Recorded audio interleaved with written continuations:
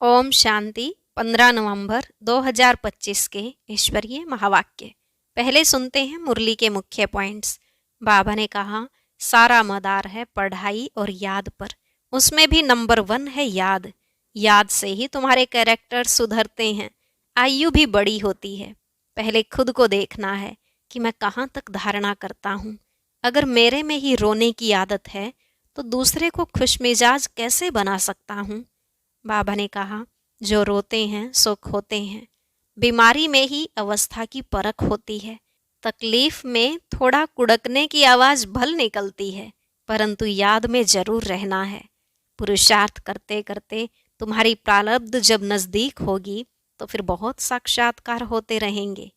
Last में बाबा ने कहा, अपने को शरीर समझना यह भी एक कड़ी बीमारी है, इसलिए ही सब रसातल में चले गए हैं। उनको फिर तुम्हें सैल्वेज करना है। अभी तुम कोड़ियों पिछाड़ी टाइम वेस्ट मत करो, मेरा बनकर यह रूहानी धंधा करो। अब सुनते हैं महावाक्यों को विस्तार से। बाबा ने कहा, मीठे बच्चे, अपने कैरेक्टर सुधारने के लिए याद की यात्रा में रहना है। बाप की याद ही तुम्हें सदा सौभाग्यशाली बनाएगी। प्रश्न, अवस्था की परख किस समय होती है? अच्छी अवस्था किसकी कहेंगे? उत्तर, अवस्था की परख बीमारी के समय होती है। बीमारी में भी खुशी बनी रहे और खुशमिजाज चेहरे से सबको बाप की याद दिलाते रहो, यही है अच्छी अवस्था। अगर खुद रोएंगे, उदास होंगे तो दूसरों को खुशमिजाज कैसे बनाएंगे? कुछ भी हो जाए, रोना नहीं है। ओम शांति। 2 अक्षर गाए जाते हैं, दुर्भाग्यशाली और सौभाग्यशाली। सौभाग्य चला जाता है तो दुर्भाग्य कहा जाता है। स्त्री का पति मर जाता है तो वह भी दुर्भाग्य कहा जाता है। अकेली हो जाती है। अभी तुम जानते हो, हम सदा के लिए सौभाग्यशाली बनते हैं। वहां दुख की बात नहीं, मृत्यु का नाम नहीं होता है, विधवा नाम ही नहीं होता। भल साधु संत हैं, ऐसा नहीं कि उन्हें कोई दुख नहीं होता है। कोई पागल बन पड़ते हैं, बीमार रोगी भी होते हैं। यह है ही रोगी दुनिया। सतयुग है निरोगी दुनिया। तुम बच्चे समझते हो, हम भारत को फिर से श्रीमत पर निरोगी बनाते हैं। इस समय मनुष्यों के कैरेक्टर्स बहुत खराब हैं। अब कैरेक्टर सुधारने की भी जरूर डिपार्टमेंट होगी। स्कूलों में भी स्टूडेंट्स का रजिस्टर रखा जाता है, उनके कैरेक्टर्स का पता चलता है। इसलिए बाबा ने भी रजिस्टर रखवाया था। हर एक अपना रजिस्टर रखो। कैरेक्टर देखना है कि हम कोई भूल तो नहीं करते हैं। पहली बात तो बाप को याद करना है, उनसे ही तुम्हारा कैरेक्टर सुधरता है। आयु भी बड़ी होती है एक की याद से।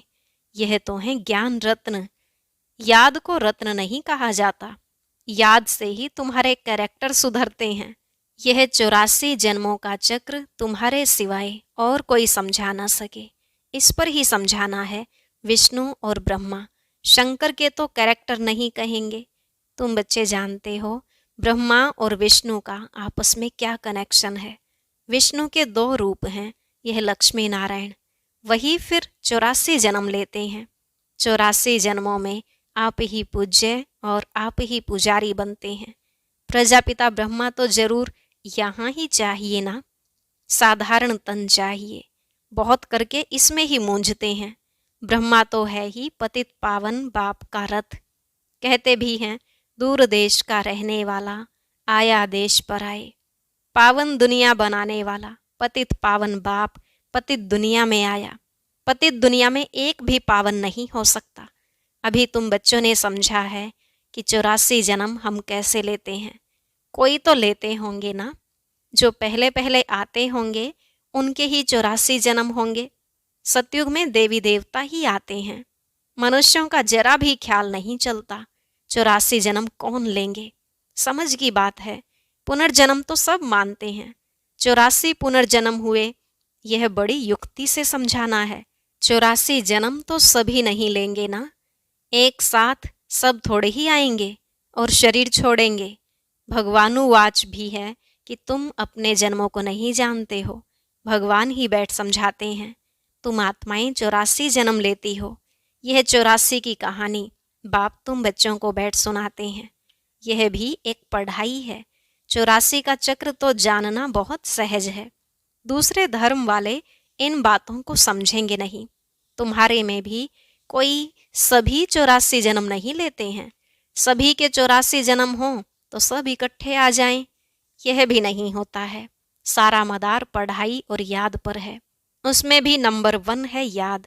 डिफ़िकल्ट सब्जेक्ट पर मार्क्स जास्ती मिलती हैं। उनका प्रभाव भी होता है। उत्तम मध्यम कनिष्ठ सब्जेक्ट होती है ना, इनमें है 2 मुख्य।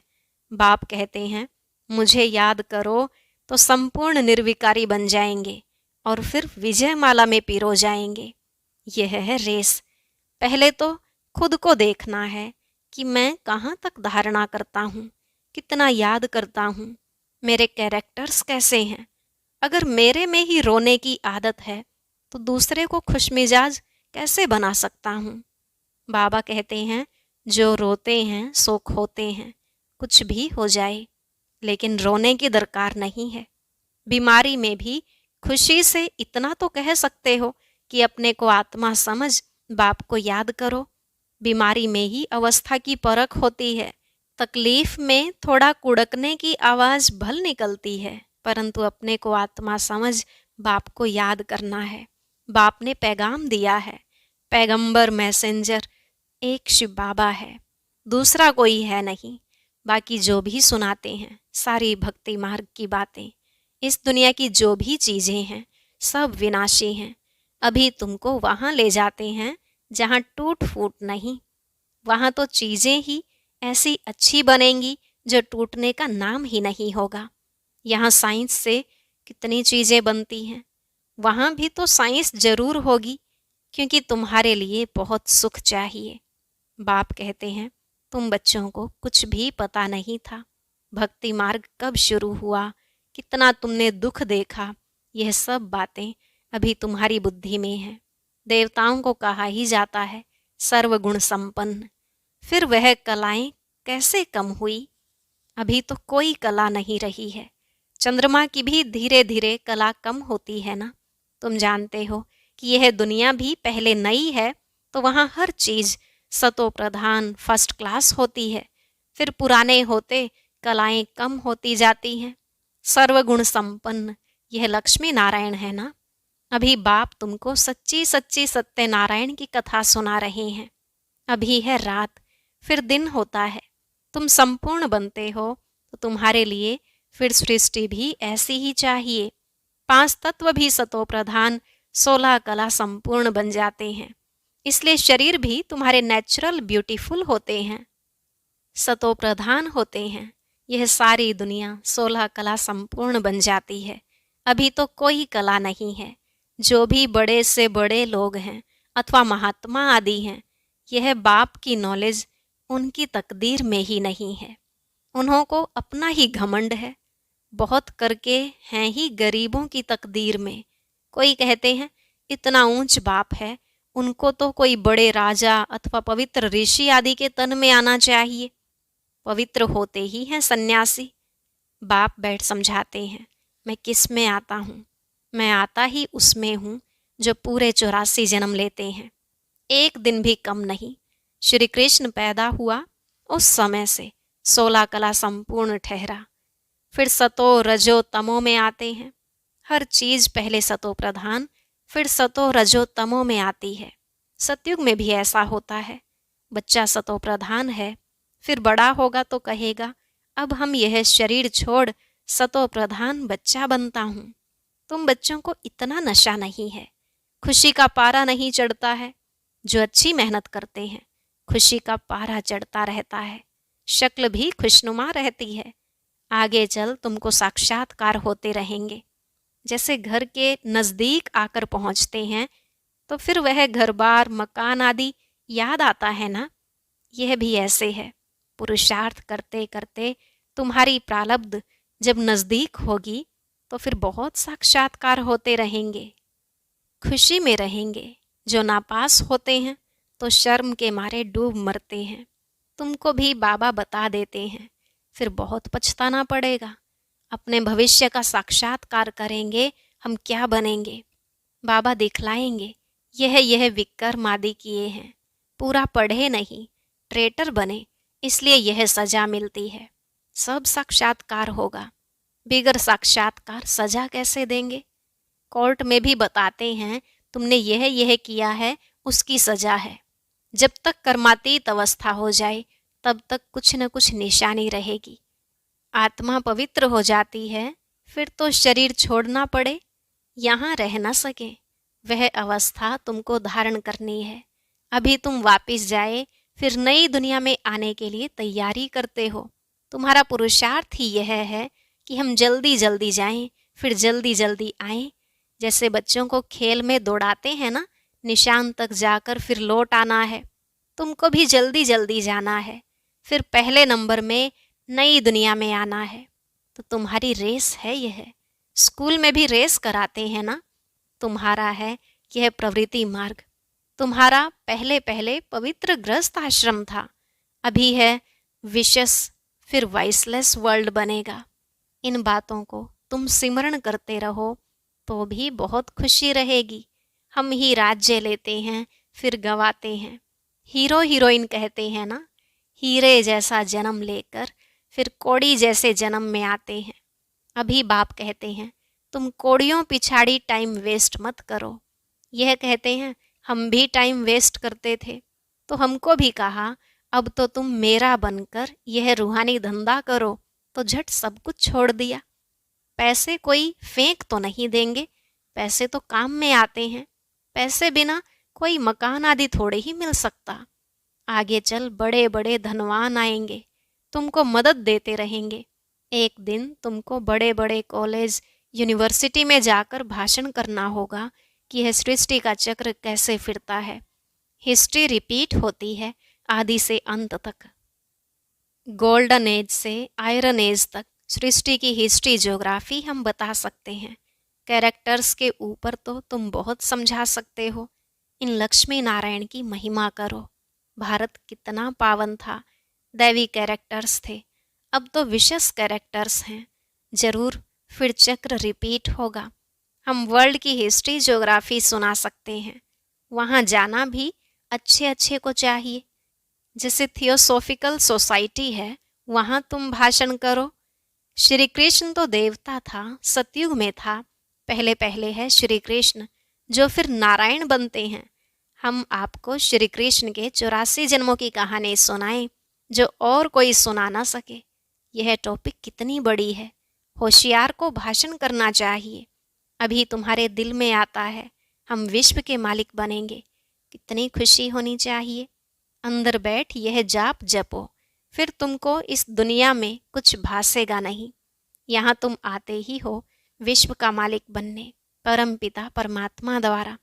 विश्व तो इस दुनिया को ही कहा जाता है, ब्रह्मलोक व सूक्ष्म वतन को विश्व नहीं कहेंगे। बाप कहते हैं, मैं विश्व का मालिक नहीं बनता हूँ, इस विश्व का मालिक तुम बच्चों को बनाता हूँ। कितनी गुह्य बातें हैं। तुमको विश्व का मालिक बनाता हूँ, फिर तुम माया के दास बन जाते हो।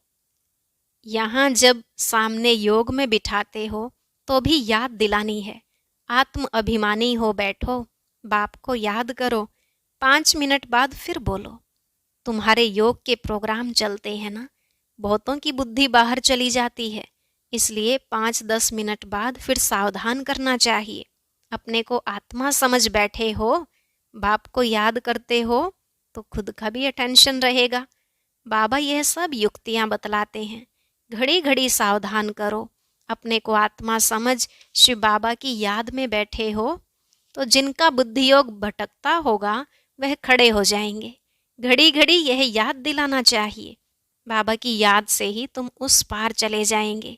गाते भी हैं, खिवैया नैया मेरी पार लगाओ, परंतु अर्थ को नहीं जानते। मुक्तिधाम में जाने के लिए आधा कल्प भक्ति की है। अब बाप कहते हैं, मुझे याद करो तो मुक्तिधाम में चले जाएंगे। तुम बैठते ही हो पाप कटने लिए, तो फिर पाप करने थोड़े ही चाहिए, नहीं तो फिर पाप रह जाएंगे। नंबर 1 यह पुरुषार्थ है, अपने को आत्मा समझ बाप को याद करो। ऐसे सावधान करते रहने से अपना भी अटेंशन रहेगा, खुद को भी सावधान करना है, खुद भी याद में बैठें तब औरों को बिठाएं। हम आत्मा हैं, जाते हैं अपने घर, फिर आकर राज्य करेंगे। अपने को शरीर समझना यह भी एक कड़ी बीमारी है, इसलिए ही सब रसातल में चले गए हैं, उनको फिर सैल्वेज करना है। अच्छा, मीठे मीठे सिकिलधे बच्चों प्रति माता पिता बाप दादा का याद प्यार और गुड मॉर्निंग। रूहानी बाप की रूहानी बच्चों को नमस्ते।